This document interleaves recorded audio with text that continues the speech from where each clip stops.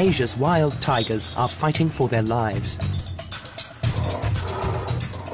Now a small army of biologists from the Wildlife Conservation Society are leading the charge to save them. In the end, tigers have a right to survive as much as human beings. With fewer than 7,000 of the big cats left, many people think they're doomed to extinction. But these men dare to believe otherwise. So the absolute key to saving the wild tigers is protection. 3 scientists with a passion for tigers. And if we can't protect tigers, if we can't save them, what can we save? The challenges are immense, but with the help of these committed individuals and their innovative strategies, tigers are fighting back.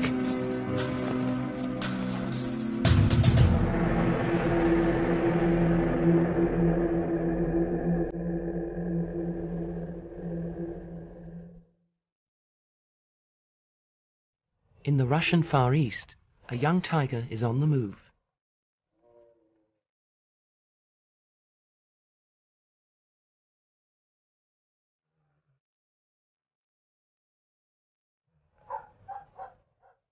He passes the sleeping village of Ternay, then heads north into the forest.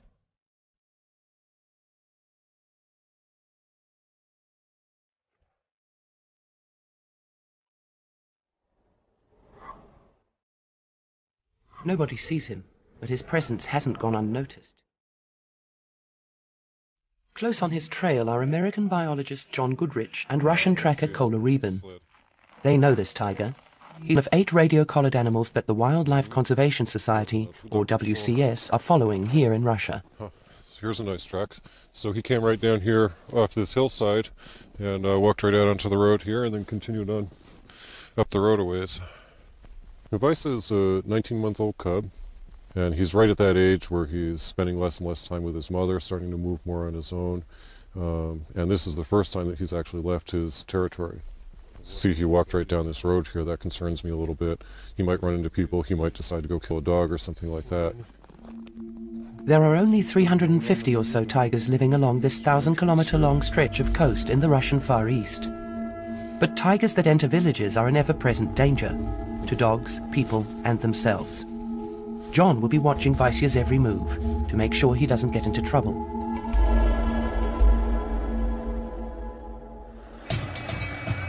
Nearly 4,500 kilometers to the southwest, 2 investigators are going undercover. Australian biologist Tony Lynham and his WCS colleague Kalia are fighting Thailand's illegal tiger trade. They've heard that protected wildlife is being sold in Bangkok's famous weekend market. To gather video evidence, they fit Kalia's bag with a hidden camera.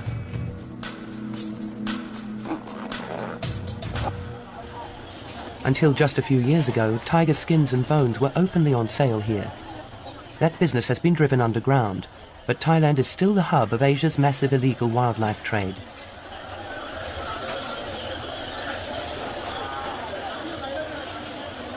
There are no tiger parts for sale today, but they're about to find some animals that are even more endangered. Oh, look at that. What's this one down here? Do you know what this is? Yeah, the star tortoise. That's the star tortoise. Critically endangered species. Critically endangered. Yeah. Their video footage will eventually help the Forest Department prosecute the traders. But tomorrow, Tony heads deep into the jungle to help stop this illegal trade at its source. More than 2,000 kilometers further west, Ulas Karanth is beginning a journey through the Badra Tiger Reserve in southern India. Ulas has been studying tigers for the Wildlife Conservation Society for more than 14 years. He knows more about India's tigers than almost anyone else. I got interested in tigers at a very young age. I was fascinated by tigers, but I was training to be an engineer. At that point in my career, I read Dr. George Schaler's pioneering study of tigers in Kanha Park in India. It triggered this passion in me, said this is what I really want to do in life. So I retrained myself from being an engineer to a wildlife biologist and eventually ended up working with WCS, where Dr. Schaler also works. The Wildlife Conservation Society, headquartered at New York's Bronx Zoo, uses science to spearhead its battle to save tigers. Biologists like Ulas are at the front line, gathering intelligence about these elusive big cats. Tigers are one of the most difficult species to study. Their scarcity is the single biggest reason. Then they live in extremely dense cover. And they're very secretive. They tend to avoid people. So all the combination of these characteristics makes it very, very difficult to study them.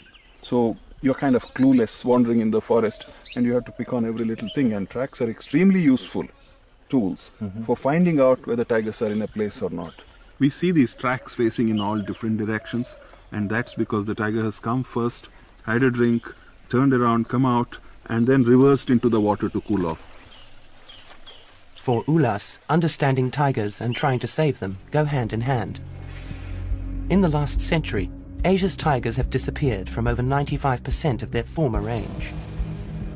Now less than 7,000 survive in just 14 countries. WCS works in 10 of these, from India, across Indochina, to the Russian Far East. There are those who said in 1993 that the tiger would go extinct by the year 2000. I was one of the skeptics. I said, no, that's not going to happen. Ulas knows there is no magic bullet to save tigers. Each country has to come up with its own rescue package, but he believes there is good reason for hope.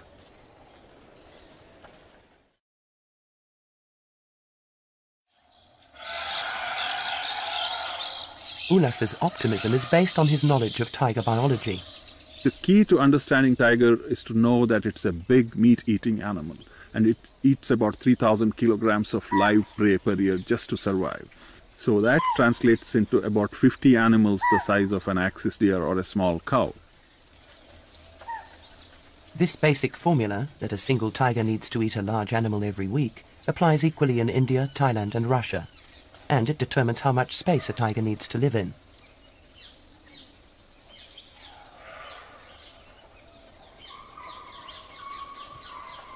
Bhadra Tiger Reserve is in southern India's western Ghats. These are potentially rich forests with lots of food for hungry predators. 100 square kilometers can support more than 15 tigers. A tigress might live her whole life within an area of just 10 square kilometers.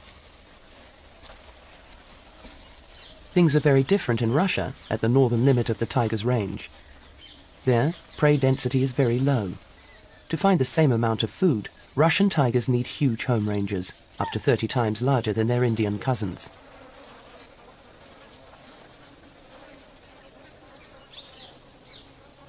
Here, sambar deer, cheetal deer and wild boar are high on the list of the tiger's favorite foods. So too are gawa. Up to a metric ton in weight, these wild cattle are a feast, fit for the king of the jungle. Studying prey helps Ulas and his team understand how tigers fit into the scheme of life in India's forests. It's not easy. Until recently, poaching was rife here, and the animals are very wary. Researchers Praveen and Samba are alert to any movement.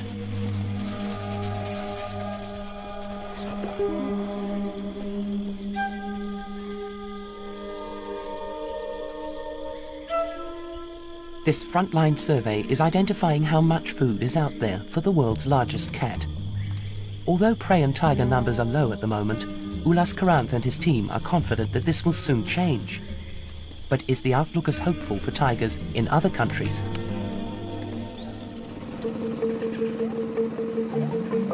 Thailand is a tiger country with its own unique challenges and opportunities. Biologist Tony Lynham is on his way to a park the locals call Balahala.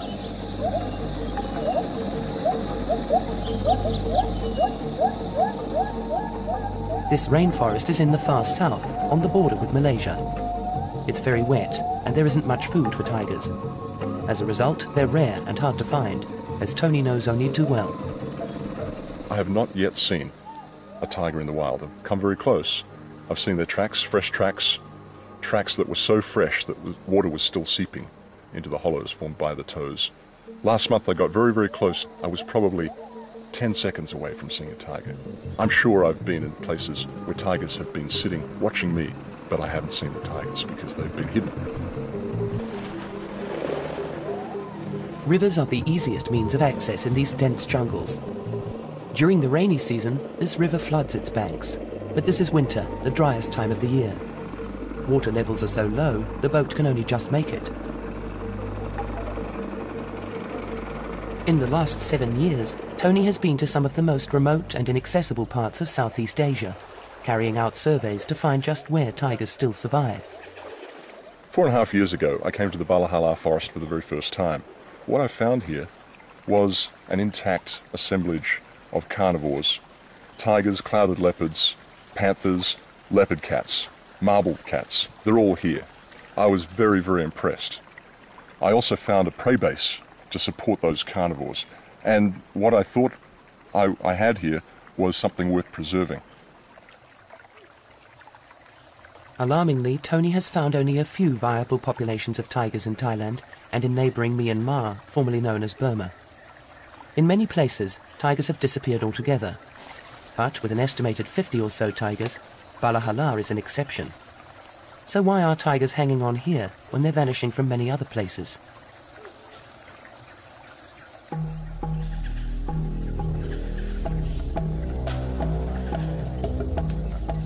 Deep in the forest, Tony has met up with an old friend and ally.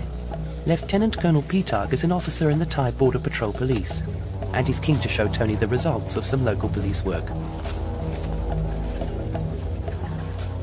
A few years ago, wildlife protection was made one of the Border Patrol Police's official jobs. Their brand of assertive action gives Tony and his WCS colleagues hope for the future of Asia's tigers. We believe that with good protection, with good efforts, across the range of the tiger, that we can restore tiger populations. We can have 100,000 tigers, potentially. 100,000 tigers will eat a lot of meat, but that seems to be in good supply around here. Fresh cow tracks right here. And tracks.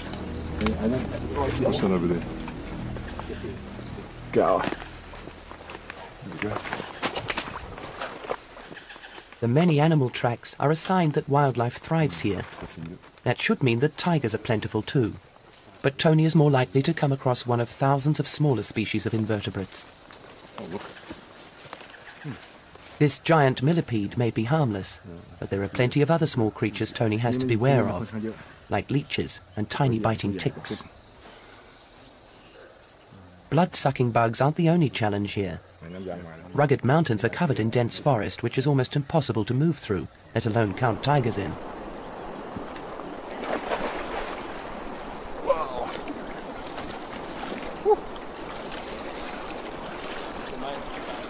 Being constantly wet is another of the many discomforts of this job. But it'll all be worth it for a tiger sighting.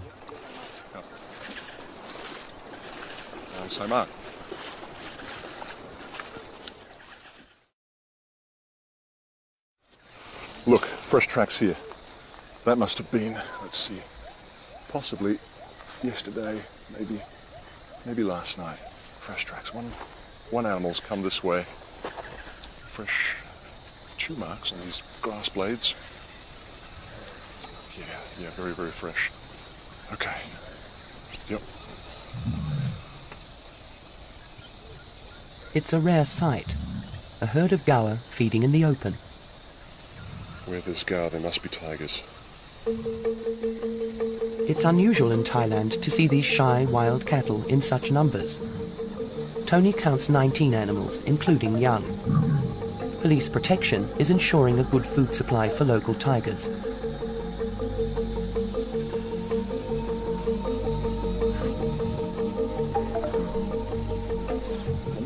But the big cats aren't the only ones feeding well in this jungle. What's that? Leech? A leech? That's a full one. A fat leech has been helping itself to a meal of blood. Yeah, he's full of blood now. All right. Look at that. Kanna, kinlo kan. These yellow striped ones give a bite that is very, very itchy for weeks. Nasty piece of work. Okay. In the wet jungles of Thailand, it's small animals, such as leeches, that are the biggest hazard of the job.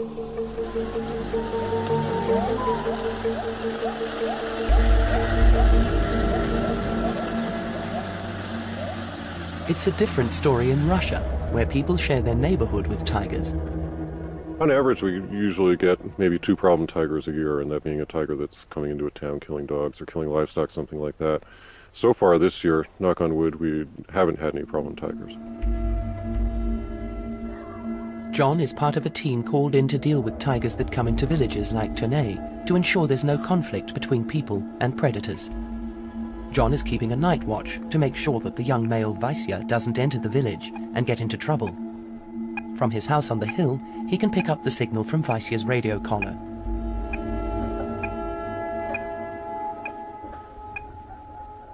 For the early part of the evening, the inactive signal shows Vaisya is lying down, probably asleep.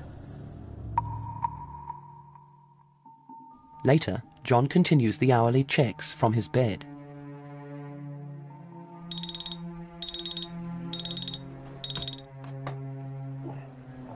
His vigil could save a life. 2 years ago, a tiger walked right through Ternay.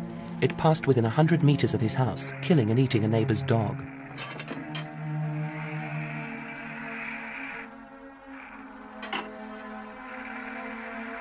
By early morning, Vaisya's signal has disappeared as he heads away from the village.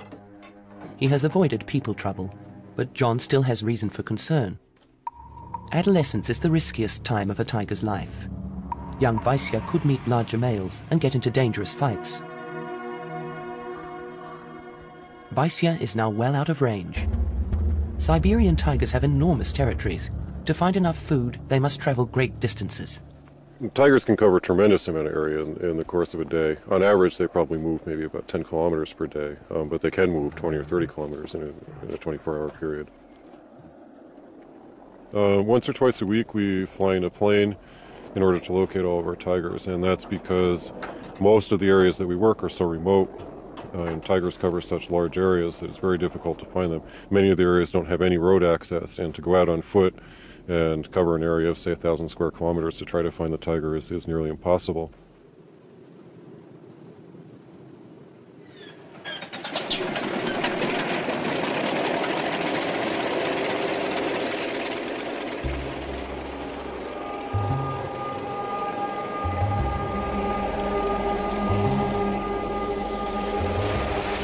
The Antonov biplane has been flying since 1947.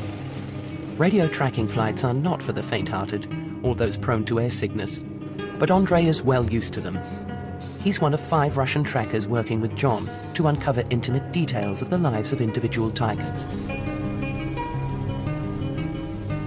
The plane heads north, but quite a few minutes pass before Andrei picks up Vaisya's signal. The young tiger has walked more than 10 kilometers overnight. Andrei directs the pilot to move in closer for a look, and the plane begins to make stomach-churning turns.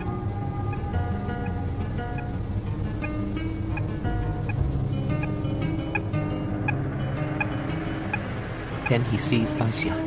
This is as close as the team usually get to their study animals. John still remembers his first tiger sighting 8 years before. We're flying low over this oak forest that looked like pretty much just like the forest at home in New York where I grew up, except that all of a sudden there was this tiger there. And it was amazing on kind of 2 fronts. One, it was just absolutely amazing to see a tiger, this big, beautiful orange animal running through the forest. But it was also amazing to me how natural it looked and how much it seemed like he belonged there. The plane leaves the young male and heads in search of the 7 other radio-collared tigers.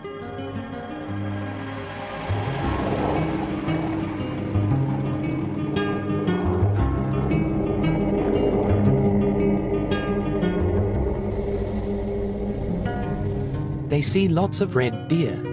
This is good news for Vaisya, who'll be hunting on his own for the first time.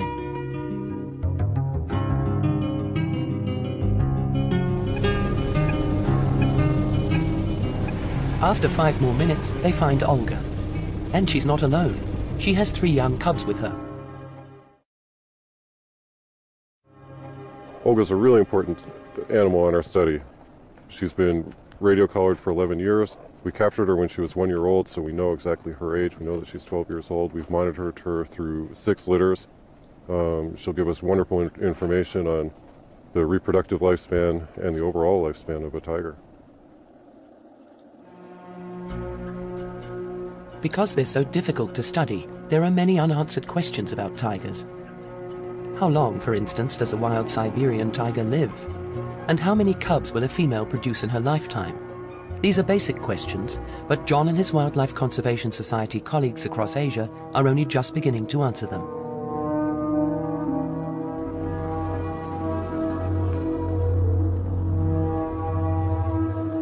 They have to be detectives, gathering clues to piece together a picture of how tigers live and what they need to survive. Because they work in such different countries, each biologist collects his information in quite different ways. Today, John is out to investigate a possible tiger kill. But first, he has to make sure he's not in any danger himself. So caller reported seeing some crows over here, which means we might have a kill. I just want to check and make sure we don't have any radio-collared tigers in the area. However slim, there's also a chance that John could still be surprised by an uncollared animal. Nope, no signals.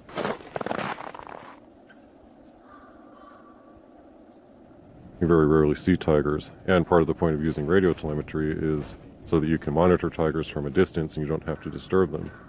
So when I'm working in the field all the time, I see a tiger maybe once a month, and every time it's such a thrill.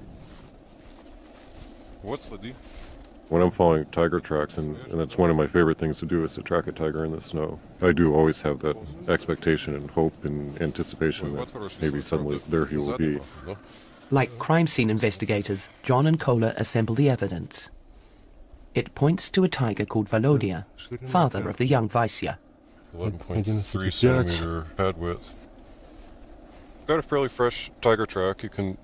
You can tell that it's been since the last snow. It's an adult male sized. Volodya left an area to the north 2 days ago and then disappeared. We're not sure where he is now. Haven't heard his signal.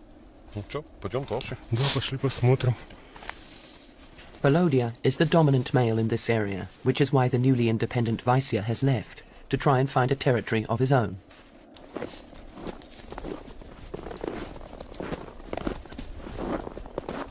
The tracks here gotten drifted in with snow, and we've lost him, but we'll just go into the woods and look around, see if we can find him there.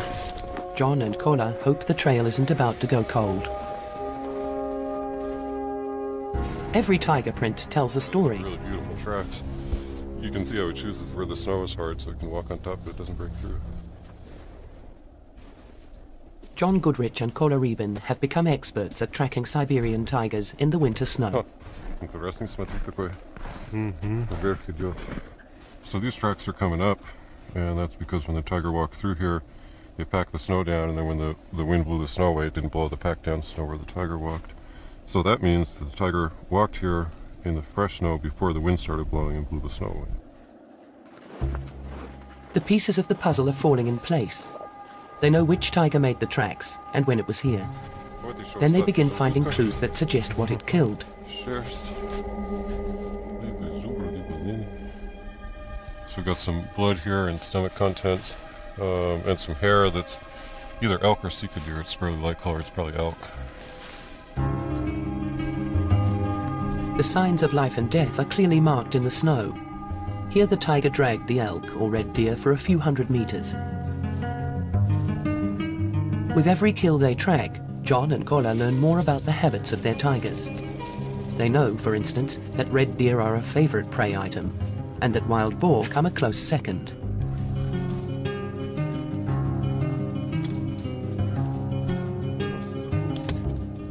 A pile of hair and a few bones confirm their suspicions.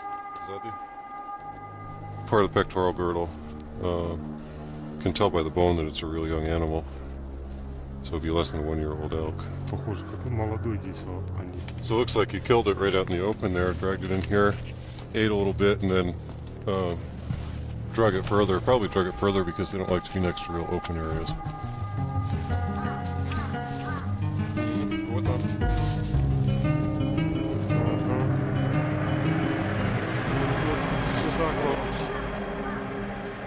Finally, they find the frozen remains. Less than 10% of a tiger's hunts are successful. This was a well-earned meal. Все полностью. Got a elk calf.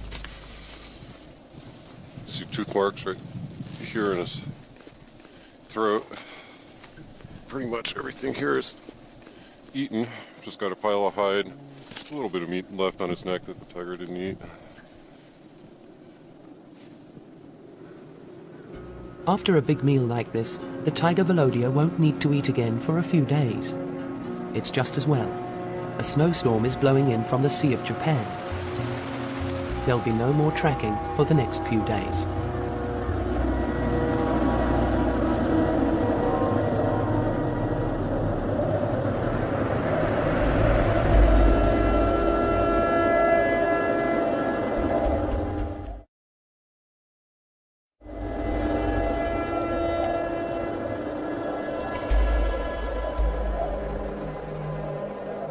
For a few months each winter, John has a unique opportunity to get to know individual tigers' daily habits from tracks they leave in the snow.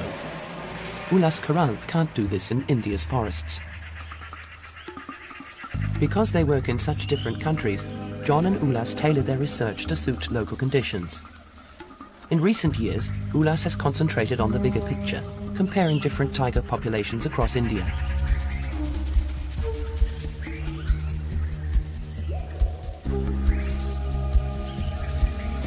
Luckily, tigers have some habits that help.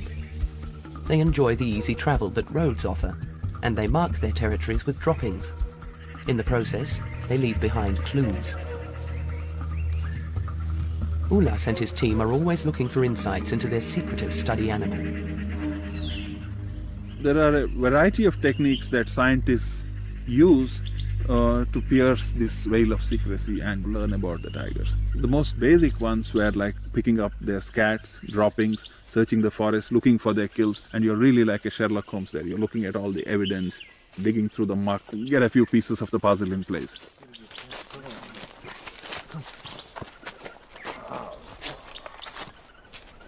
Looks like a tiger scat. The quantity shows that it's a tiger scat.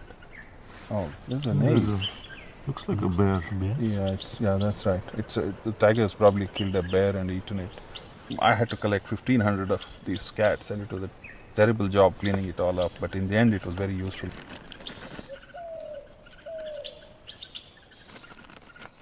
It may not be glamorous, but it's one way for Ulas to get a close-up look at the tiger's dietary habits. Even more of a challenge has been finding ways to count them.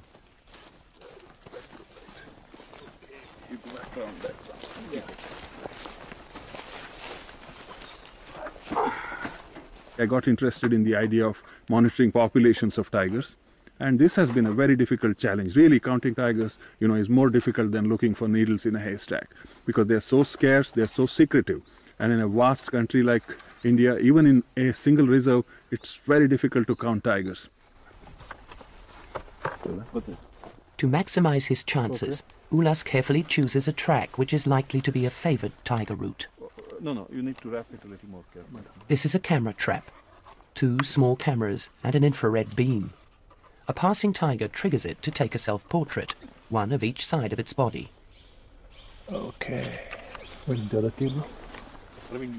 Tigers are uniquely marked. I didn't have to go and paint my tigers. They had these body stripes or barcodes or whatever you call written on them. It's basically 2 or 3 things you look for. Position of the stripe on the tiger's body, its shape, and its size. Yeah. And once you get that, it's like barcoding you find on a library book. Tigers are like big barcoded library books walking around. People think camera trapping is some high-tech method, and to identify tigers you have to be an expert, some kind of an Einstein. No, it's very simple. My daughter could ID them when she was 12 years old. So far, Ulas has photos of 7 individual tigers from Bhadra. From that, he estimates the park is home to fewer than 20. It doesn't sound like a lot, but it's a number he expects will soon increase.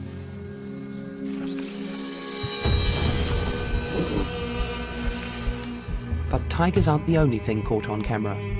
Camera trap photos also provide chilling glimpses of armed poachers.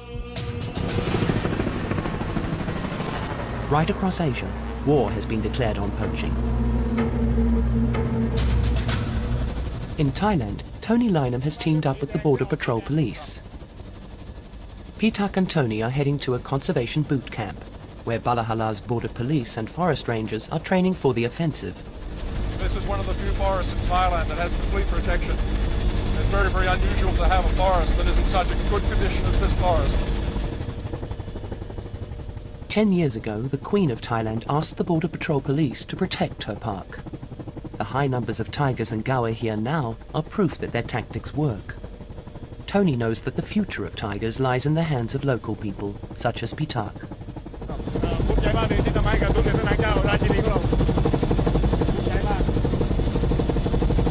He said he's very proud to be working here for the Queen, to be protecting this area, for the Queen and for the people of Thailand.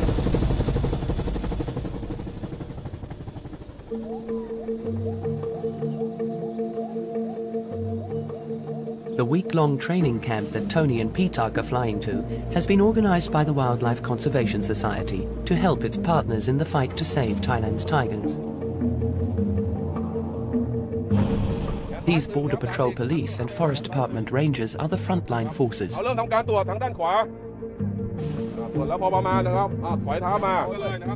The rangers are learning how to defend themselves and how to safely make an arrest. This could be the difference between life and death in a confrontation with an armed poacher. The Forest Department and Tony, meanwhile, are teaching the police about the illegal wildlife trade. So this is a tiger tooth. Yes, tiger. It's unmistakable, isn't it? It's very big, Very big. very, very large. Not medicine. No. Oh, a lucky charm. Lucky charm. It may be a lucky charm, but not for the tiger. อันนี้ในร้านตามกล่องเนี่ยเขาบอกว่าเป็น tiger bones. In the market they say it's from tiger. Tiger. Yes, Okay. from tiger. Tiger bone. Tiger bones. Okay.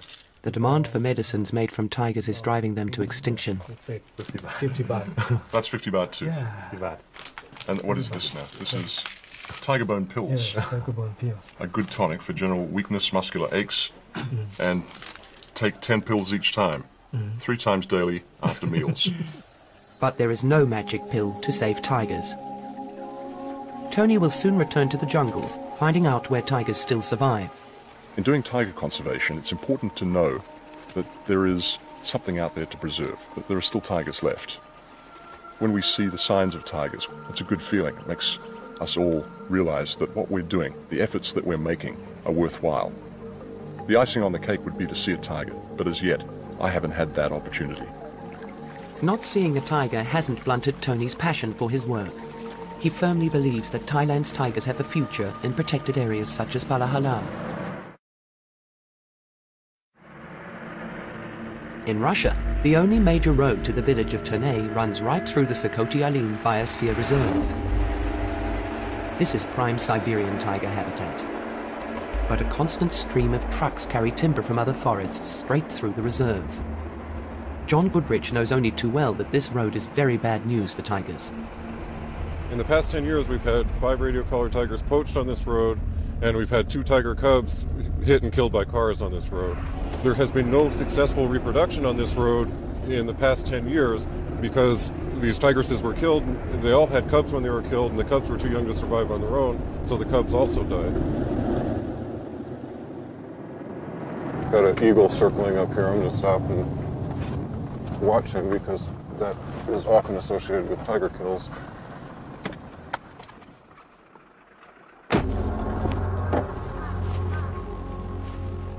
John hopes the eagle isn't circling the body of one of his collared tigers.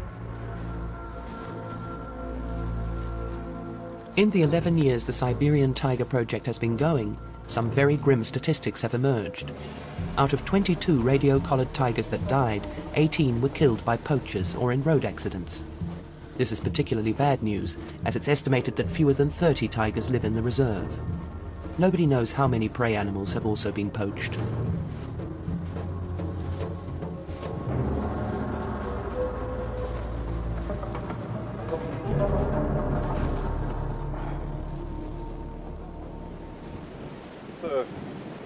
Young male Sika deer, probably killed by poachers. It's not a tiger kill as far as I can tell. It's fairly old. It's been here for a week at least. Often what happens when poachers shoot an animal, if it doesn't fall down right away right next to the road, they just leave it. You know, so they probably shot this next to the road. It ran up 100 yards, fell down and died, but the poachers already bigger that they missed, or because they're afraid to spend much time next to the road because they'll get caught by the poaching patrol. To protect tigers along this deadly stretch of road, the Sakoti-Alin Biosphere Reserve have stationed a poaching patrol here. They watch the road from a small cabin high on a hill. If they see anything suspicious, they radio through to a mobile unit. As a result, there have been no tiger deaths on the road for 3 years. Yet outside the reserve, poaching is still a major threat to the 350 or so remaining Siberian tigers. John and Kola have been asked to help a young tiger. 6 weeks ago, he was found severely frostbitten and nearly dead after poachers killed his mother and siblings. First, they must anesthetize the cub. John distracts him long enough for Kola to get a clear shot with the tranquilizer dart.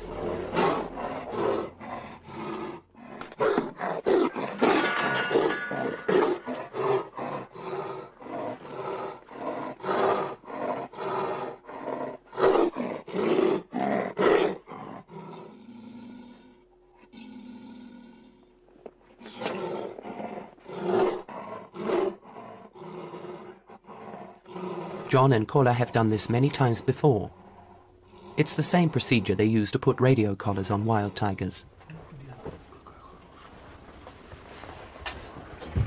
The Kruglov family have nursed the cub since he was found. Now they're keen for an expert opinion on how he's recovering. They report that when the tiger was brought to them, he was suffering severe frostbite to his feet and face. His jaw was frozen so solid they could knock on it as if it were a piece of wood. He's got an abscess on his chin from the frostbite, but that should heal up okay.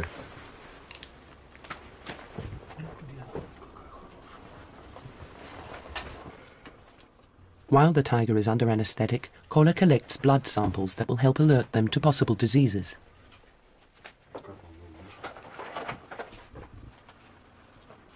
One of the things I've been doing here is feeling his muscles and his bones and along his spine and his rump here. See how much fat he's got on him. He's in good shape. Good blink reaction from him, so we're going to give him a little bit more here. The cub is starting to come out of the anesthetic. The team move quickly to give him more.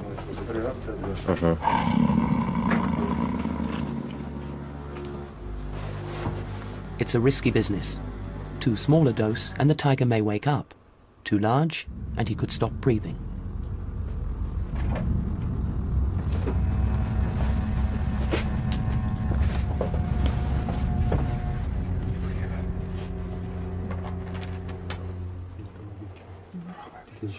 Edward had some concerns that he seemed to be having some trouble with his back legs, but there doesn't seem to be any problem. He seems to be moving just fine.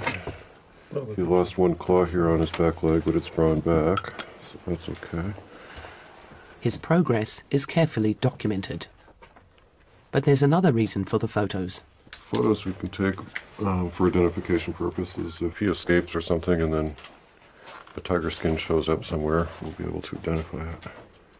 Looks good.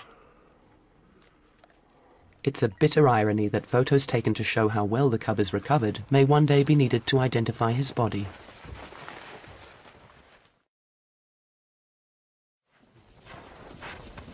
The checkup is complete, and John is very pleased with how healthy the cub is. His weight has doubled in 6 weeks. Now it's time to get him back in the cage up the hill before he wakes up.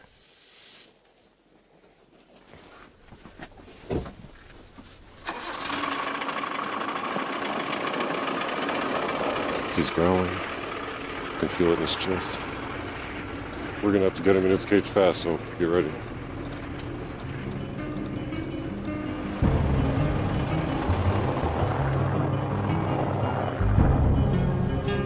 With so few left, every wild tiger is important. This is one tiger encounter that John would prefer not to have had. Although he's healthy, this cub is probably too young to survive on his own in the wild.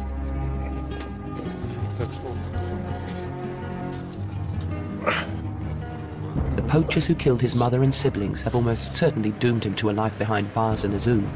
But there is a ray of hope. Attitudes are changing. The people who first found him could have sold his body for a small fortune. Instead, they chose to save him. Он рычит в здоровье, чувствует. Такой.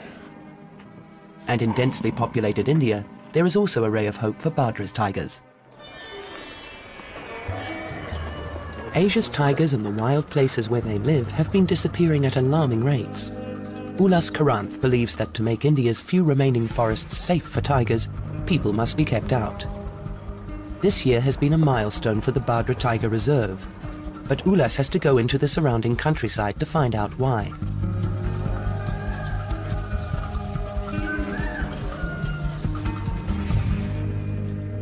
Until a few months ago, 730 families lived in Badra.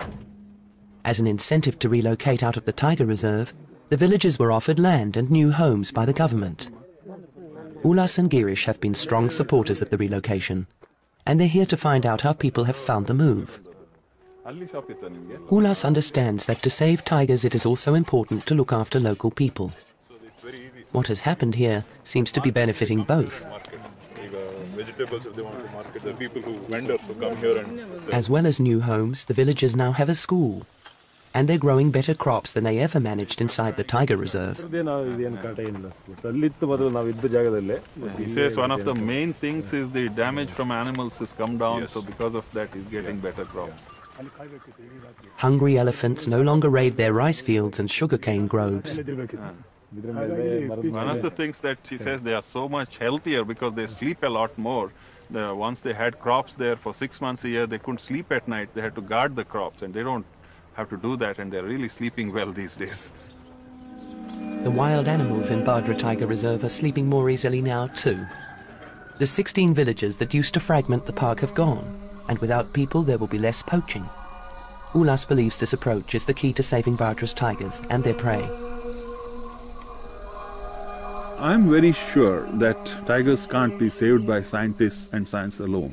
All elements have to be in place. But what science does is channelize all this passion in the right direction, because you can be full of passion and be doing absolutely the wrong thing. It's the knowledge that science provides that allows you to do the right thing in the most efficient way. A tigress can produce between 2 and 5 cubs every 2 years, so with enough food, their numbers can recover quickly. Ulas expects that in 10 years, Badra's tiger population will be 3 or 4 times what it is now. It is this knowledge which gives the Wildlife Conservation Society such hope.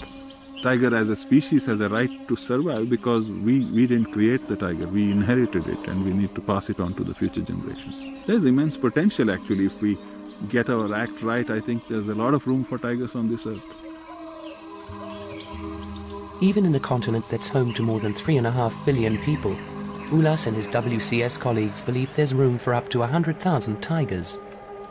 Their ambition is to see tigers thriving, whether they live in India, Thailand, or here in Russia. Kola and Vladimir are returning from another day's tracking. It's been a good winter. All the Siberian Tiger Project's radio-collared tigers have survived.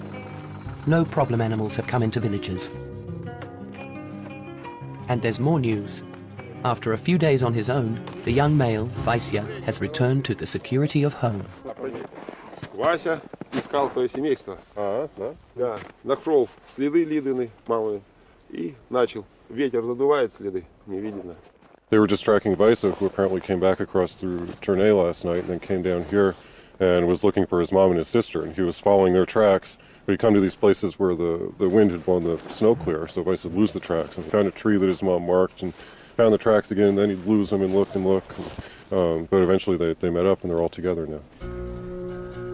In a country where so many tigers are killed by poachers and road accidents, it's a rare thrill for John to see a tigress raise 2 cubs to adulthood. His work has shown that Siberian tigers need such big territories, it's just not possible to fence them in. In this vast wilderness, people must be willing to live alongside tigers. But John is positive. There's a tremendous amount of very wild and pristine habitat in the Russian Far East. So I think there's a lot of hope for Siberian tigers. Tigers are these magnificent animals, and they're one of the most well-known, most charismatic animals in the world. Everybody knows what a tiger is.